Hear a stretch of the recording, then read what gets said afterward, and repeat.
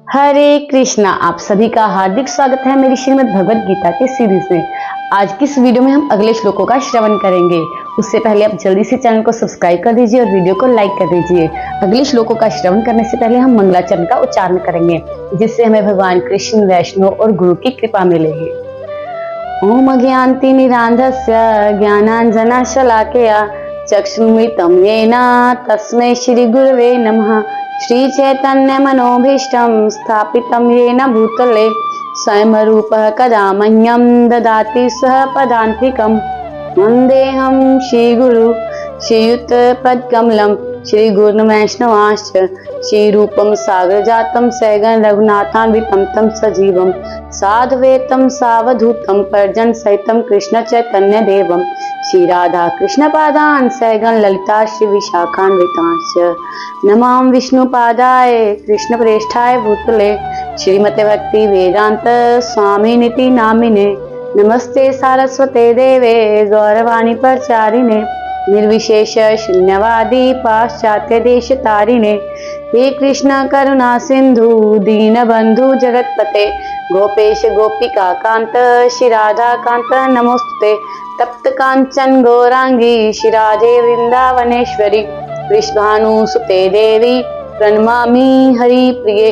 वाञ्छाकल्पतरुभ्यश्च कृपा सिन्धुभ्य एव च पतितानां पावनेभ्यो वैष्णवेभ्यो नमो नमः। जय श्री कृष्ण चैतन्य प्रभु नित्यानंद श्री अद्वैत गदाधर श्रीवासादि गौर भक्त वृंद। हरे कृष्णा कृष्ण कृष्ण हरे हरे हरे राम राम राम हरे हरे। हरे कृष्णा। श्रीमद् भगवत गीता अध्याय 2 गीता का सार श्लोक संख्या 28। अव्यक्त आदीनि भूतानि अव्यक्त मध्यानि भारता अव्यक्त निधनानि एव तत्र का परिदेवना। अर्थ, सारे जीव प्रारंभ में अव्यक्त रहते हैं, मध्य अवस्था में व्यक्त होते हैं और विनष्ट होने पर पुनः अव्यक्त हो जाते हैं। अतः शोक करने की क्या आवश्यकता है। तात्पर्य, यह स्वीकार करते हुए कि 2 प्रकार के दार्शनिक हैं। एक तो वे जो आत्मा के अस्तित्व को मानते हैं और दूसरे वे जो आत्मा के अस्तित्व को नहीं मानते। कहा जा सकता है कि किसी भी दशा में शोक करने का कोई कारण नहीं है। आत्मा के अस्तित्व को ना मानने वालों को वेदांतवादी नास्तिक कहते हैं। यदि हम तर्क के लिए इस नास्तिकवादी सिद्धांत को मान भी लें तो भी शोक करने का कोई कारण नहीं है। आत्मा के पृथक अस्तित्व से भिन्न सारे भौतिक तत्व सृष्टि के पूर्व अदृश्य रहते हैं। इस अदृश्य रहने की सूक्ष्म अवस्था से ही दृश्य अवस्था आती है। जिस प्रकार आकाश से वायु उत्पन्न होती है, वायु से अग्नि, अग्नि से जल और जल से पृथ्वी उत्पन्न होती है, पृथ्वी से अनेक प्रकार के पदार्थ प्रकट होते हैं। यथा एक विशाल गगन चुंबकी महल पृथ्वी से ही प्रकट है। जब इसे ध्वस्त कर दिया जाता है तो वह अदृश्य हो जाता है और अंततः परमाणु रूप में बना रहता है। शक्ति संरक्षण का नियम बना रहता है, किंतु कालक्रम से वस्तुएं प्रकट तथा अप्रकट होती रहती हैं। अंतर इतना ही है। अतः प्रकट होने या अप्रकट होने पर शोक करने का कोई कारण नहीं है।